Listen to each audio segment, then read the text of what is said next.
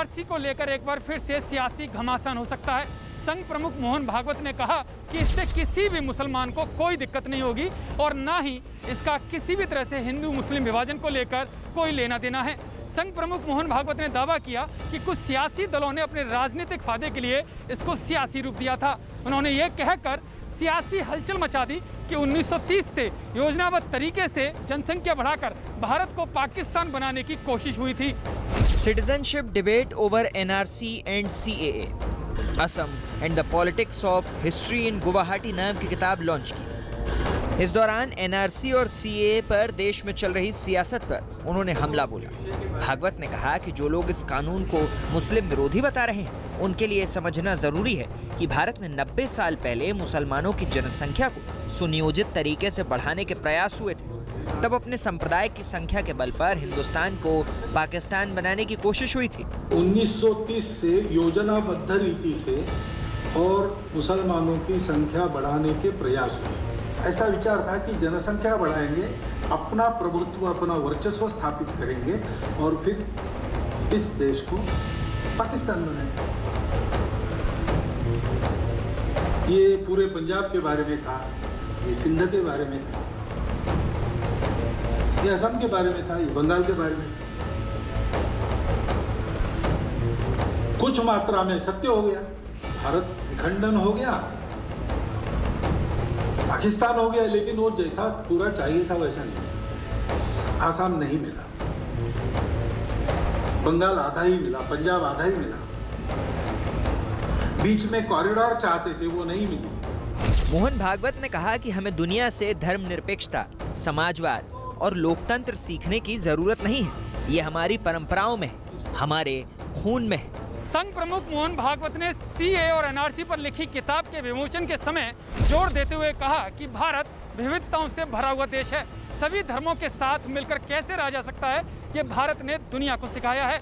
लेकिन साथ ही उन्होंने ये भी कहा कि नागरिकता कानून का मसौदा किसी के अहित के लिए नहीं है, बल्कि ये ऐसे लोगों की मदद के लिए है जो पिछली सरकारों के फैसले से पीड़ित रहे हैं। सीएए और एनआरसी का विरोध करने वालों पर हमला बोलते हुए संघ प्रमुख मोहन भागवत ने कहा कि कुछ लोग हमेशा बवाल करते हैं, इस पर भी करेंगे, लेकिन वे देश हित में काम करते रहेंगे। 2 साल पहले सीएए और एनआरसी के मुद्दे पर काफी हिंसक घटनाएं हुई थी। विपक्षी दलों ने कानून में संशोधन का पुरजोर विरोध किया था। संघ प्रमुख ने दावा किया कि सिर्फ सियासी फायदे के लिए सीएए और एनआरसी को जन विरोधी मुद्दा बताकर दुष्प्रचार किया गया। सीएए एनआरसी ये किसी भारत के नागरिक के विरुद्ध बनाया हुआ कानून नहीं है। भारत के नागरिक मुसलमान को सीएए से कुछ नुकसान नहीं पहुंचता। किसी ने कोई इसमें सांप्रदायिक रंग देने की कोशिश नहीं की, केवल सरकार ने की। इनका जो उद्देश्य था कि जो धार्मिक रूप से अपने अपने देशों में प्रताड़ित होते हैं उनको हिंदुस्तान में शरण मिले और नागरिकता मिले, वो भी पूरा हो जाता और कोई धार्मिक बटाव वाला संदेश नहीं जाता। लेकिन ये जानकर इन्होंने कुछ धर्मों का नाम लिया, कुछ का नाम नहीं लिया, क्योंकि यही सरकार ही चाहती थी कि इसको धार्मिक रंग दें। धोखाबाजी का बात है, पूरे दुनिया जानता है, सब लोग जानता है इसका मकसद क्या है और कैसे आसाम में इस्तेमाल किया जा रहा है, पूरे हिंदुस्तान में कैसे इसका इस्तेमाल किया जा रहा है, कैसे नागरिक सब देने के लिए, नागरिकता देने के लिए एक हिस्सा जनता को बाहर निकाल दिया जा रहा है धर्म के नाम पर। तो ये सब जो बात कहते हैं ये सिर्फ धोखा देने का बात है। सबको मालूम है कि एक विशेष सांप्रदायिक दृष्टिकोण से ये कानून बनाया गया और इसको लागू करने का कोशिश किया जा रहा है। असम में बीजेपी के सत्ता में लौटने के बाद भागवत की ये पहली यात्रा है। उन्होंने उत्तर पूर्वी राज्यों के कई संघ पदाधिकारियों के साथ बैठकें की। उसके बाद सीएए और एनआरसी पर लिखी गई किताब का विमोचन किया। ये किताब ऐसे वक्त में आई है जब यूपी में चुनाव और इस मुद्दे पर सबसे ज्यादा हंगामा यूपी में ही हुआ था। बहरहाल एनआरसी और सीएए का मुद्दा सरकार, विपक्ष और जनता तीनों के लिए बड़ी कसौटी है। सीएए और एनआरसी का मुद्दा संवेदनशील है।